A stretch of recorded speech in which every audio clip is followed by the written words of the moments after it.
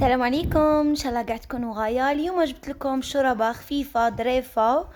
عطتهاني واحد الصديقه من دوله المغرب الشقيقه. يعني ماشي كيما تاعنا بالخضر وكاع، جيست بالبصله والطوماطيش والثوم والقزبر. تبعوا معايا المقادير. في كوكوط درت شويه نتاع الزيت حوالي 3 ملاعق، ودرت واحد الكاكاس كانوا عندي. تقدروا نتوما تقطعوا صدر الدجاج. فوالا.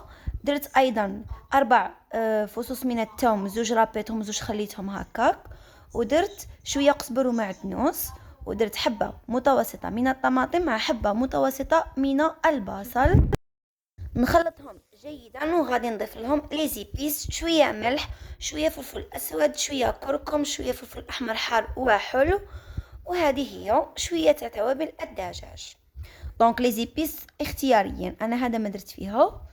قلت لكم راني نقلي فيها، هي قالت لي بارد في بارد، بصح انا راكم عارفين حنا نبازو بزاف على التقليه، باسكو بارد في بارد قلت بالك ما تجيش بنينه مع فيها الثوم مع.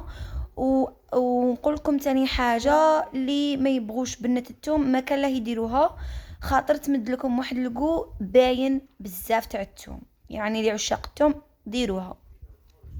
هنا بعد ما قليتها كما راكم تشوفوا حوالي ربع ساعه 20 دقيقه، غادي ندير لها نص جامبو ونمرق بالماء. قلنا الماء حوالي لتر. فوالا، هنا نبلع عليها حوالي 10 دقائق فقط. دونك بعد ما حليت عليها غادي ندير كاس تاع الفيرميسال ونعاود نبلع عليها حوالي 15 دقائق، يعني هي ما تطولش كما تعرفوا. وبعد ما نحل عليها نخليها يعني حتى تختلي.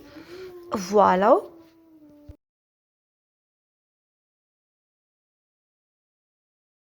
هنا بعد ما طفيت عليها وخليتها كما قلت لكم، هذا هو الشكل النهائي تاعها. جات بنينه بزاف، خاصه في هاد نسمات الشتاء. لعشاق الكو تاع الثوم رايحه تعجبكم، اما اللي ما يبغوش الثوم ننصحكم باش تيفيتوه، خاطر تجي ريحته قويه. تقدروا ترافقوها يعني دي سوفلي، فطيره، تقدروا ترافقوها باي حاجه تبغوها نتوما.